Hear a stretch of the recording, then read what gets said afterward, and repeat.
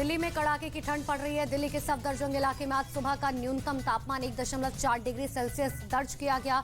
कोहरे और कम विजिबिलिटी की वजह से दिल्ली एयरपोर्ट पर कई फ्लाइटों पर भी असर पड़ा। ठंड और कोहरे का सबसे ज्यादा असर ट्रेनों पर पड़ा है। भारतीय रेलवे के मुताबिक सिर्फ उत्तर रेलवे क्षेत्र में 13 ट्रेनें देरी से चल रही हैं, जिनमें राजधानी एक्सप्रेस भी शामिल है। जाखरारी के मुताबिक कई ट्रेनें तो 5 घंटे की देरी से चल रही है, ऐसी जानकारी मिली है।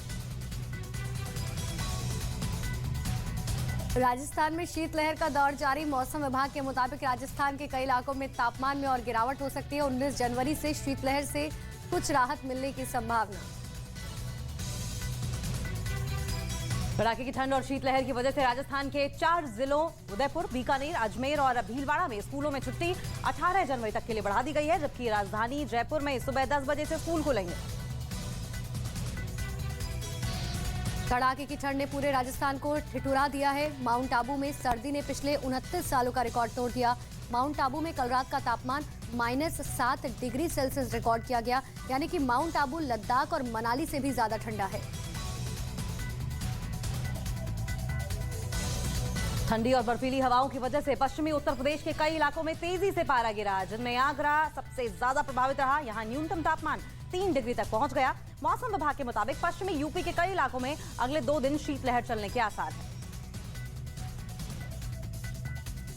यूपी के कानपुर समेत आसपास के इलाकों में तापमान में गिरावट दर्ज की गई। ठंड और कोहरे का असर ट्रेनों पर भी पड़ा। कानपुर आने वाली कई ट्रेनें देरी से पहुंची। मौसम विभाग के मुताबिक अगले 2 दिन और कड़ाके की ठंड जारी रहेगी। जम्मू कश्मीर के श्रीनगर में बर्फबारी के बीच फंसी एक गर्भवती महिला की सेना के जवानों ने मदद की और हेलीकॉप्टर की मदद से उस महिला को अस्पताल पहुंचाया। जम्मू कश्मीर के कई जिलों में बर्फीला तूफान आने की चेतावनी जारी की गई। जम्मू कश्मीर आपदा प्रबंधन प्राधिकरण के मुताबिक अगले 24 घंटे के दौरान अनंतनाग, बांदीपुर, बारामूला, डोडा, गांदरबल समेत कई जिलों में बर्फीला तूफान आ सकता है। ऐसे में लोगों को इन इलाकों में न जाने की सलाह दी गई। जम्मू कश्मीर के गुलमर्ग में बर्फबारी के बाद वहां का तापमान माइनस में पहुंच गया है। गुलमर्ग में कल रात का तापमान -12 डिग्री सेल्सियस रिकॉर्ड किया गया। इसके बावजूद वहां पहुंचे पर्यटकों के उत्साह में कोई कमी नहीं दिखाई दी।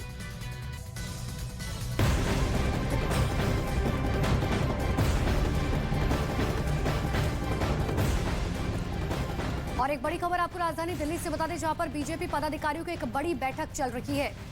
और इस बैठक में जेपी नड्डा समेत कई नेता शिरकत कर रहे हैं। इसके बाद आज शाम 4 बजे बीजेपी राष्ट्रीय कार्यकारिणी की अहम बैठक होगी और इससे पहले 3 बजे प्रधानमंत्री नरेंद्र मोदी का रोड शो भी होगा। ये बड़ी अपडेट आपको बता दें, बीजेपी राष्ट्रीय पदाधिकारियों की बैठक चल रही है और जेपी नड्डा इस बैठक में शामिल होंगे और इसके बाद शाम को प्रधानमंत्री नरेंद्र मोदी रोड शो करेंगे। जो बैठक चल रही है उसमें प्रकाश जावड़ेकर समेत दूसरे नेता भी मौजूद हैं। दोपहर 3 बजे प्रधानमंत्री नरेंद्र मोदी का मेगा रोड शो होगा। दिल्ली में बीजेपी की ये अहम बैठक और कई पदाधिकारियों के मौजूद होने की जानकारी।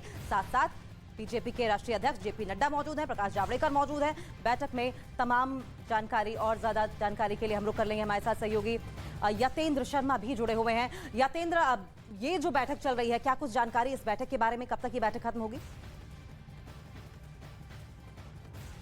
देखिए, बीजेपी राष्ट्रीय पदाधिकारियों की बैठक शुरू हो गई है। जब भी राष्ट्रीय कार्यकारिणी होती है तो उससे जस्ट पहले राष्ट्रीय पदाधिकारियों की बैठक शुरू की जाती है, क्योंकि राष्ट्रीय कार्यकारिणी में क्या प्रस्ताव आएगा, क्या मुद्दे उसमें रहेंगे, ये राष्ट्रीय पदाधिकारी की मीटिंग में तय होता है। तो अब राष्ट्रीय कार्यकारिणी क्योंकि शाम को 4 बजे शुरू होनी है, तो उस राष्ट्रीय कार्यकारिणी की मीटिंग में प्रस्ताव कौन कौन से आएंगे, आर्थिक और राजनीतिक प्रस्ताव वहां पर आ सकते हैं, तो वो क्या विषय रहेगा, उस विषय पर मंथन हो रहा है। इसके साथ ही राष्ट्रीय कार्यकारिणी किन किन मुद्दों पर आगे चलेगी, किस तरह से राज्यों की रिपोर्टिंग होगी और जो G20 को लेकर बीजेपी की तैयारियां उसको उस पर मंथन किया जाएगा कि तैयारियों को किस तरह से आगे बढ़ाया जाए, पूरे देश भर में एक माहौल बनाया जाए और प्रधानमंत्री मोदी की जो जन कल्याणकारी नीतियां हैं उनको किस तरह से आगे रखा जाए, जिससे आगामी 9 राज्यों के जो विधानसभा चुनाव होने और 2024 की जो लोकसभा चुनाव है उनकी तैयारियों को लेकर क्या रोड मैप रहेगा और जो एक फीडबैक आएगा, जो प्रवासी लोकसभा योजना जो बीजेपी की चल रही है, 160 लोकसभाओं में प्रवासी योजना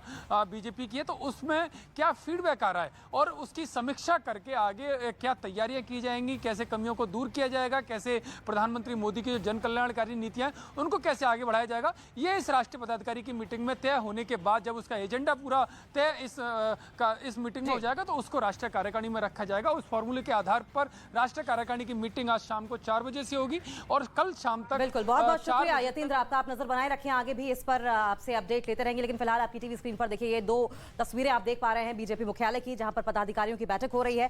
राष्ट्रीय कार्यकारिणी की बैठक के ठीक पहले ये मीटिंग होती है और पीएम के रोड शो की तैयारियां जोर शोर से चल रही हैं। पटेल चौक की भी तस्वीरें हम आपको दिखा रहे हैं।